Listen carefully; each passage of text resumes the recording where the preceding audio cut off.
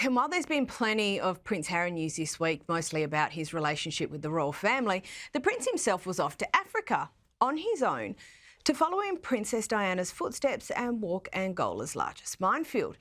Now, Harry is always at his best doing this sort of advocacy, and the Halo Trust is an organisation he has long been involved with. The advocacy itself, totally on brand for Harry and in a very good way. The timing, I have to say, is a little curious.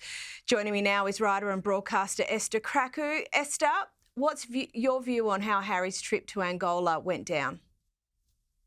So Harry's trip to Angola is clearly part PR, part personal mission. So I do think the timing is quite curious. We have to remember that he was made a patron of the Halo Trust back in 2019, and the hope was that having him on the board of trustees would improve the reputation and the profile of the charity, but more importantly, actually increase donations by the Angolan government, which Harry himself admitted was the motivation behind this recent trip. Now, what happened a year after 2019, 2020, when they exited the royal family in spectacular fashion? And the reason why this is relevant is because the whole debacle with the Sentebale charity, you remember that Sophie and Chandoka, who was talking about actually the impact of Megxit on the charity and the fact that they lost loads of patrons and loads of donations, and the timing was directly correlated to Megxit, which I'm sure they don't appreciate that term, but for lack of a better word, you can actually see that there is a potential for that to have been the case with Halo Trust as well. After Prince Harry left the royal family with his wife in the way that they did, we don't know the books, but it is likely that his profile had contributed as well to the decline in donations, or lack thereof, or lack of a positive profile. So it's quite curious why he's chosen now. I mean, you have to remember one of the allegations that the former CEO, or the acting CEO, he's trying to make the former CEO, Sophie, alleged against him, was the fact that he hadn't actually been to the continent of Africa in 5 years.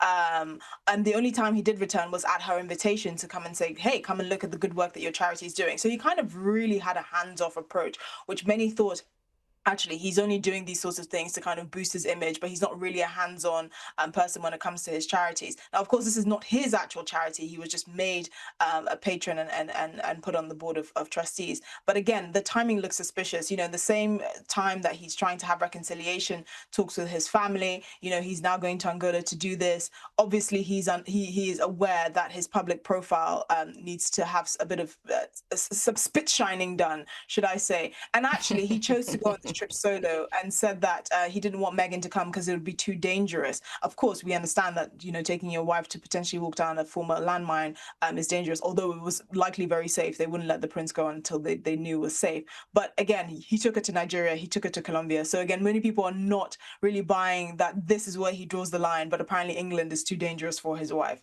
So this is definitely, no matter how you try and spin it, definitely partly a PR exercise. And I think that the prince is using this as an opportunity to have some more positive headlines in the news regarding himself. I think that's a very astute observation, Esther. Now, President Trump, we know he's visiting the UK in September for a historic second state visit. An update this week. What's going on? Yes, so Donald Trump is going to be visiting the UK on a state visit, and now we can reveal that the date is between September 17th and September 19th. Parliament is in recess during that time, and there was speculation that they've chosen these dates so that he doesn't have to actually speak in Parliament in Westminster, and then the potential for a whole debacle of MPs storming out or people heckling him doesn't actually happen, which would be a complete diplomatic disaster and something that President Trump will not take lightly. Now, we already know that he's made history. He's the first and only US president to date to be awarded 2 state visits. We know that historically, second-term American presidents are not awarded a second state visit, but actually just tea and lunch with the monarch.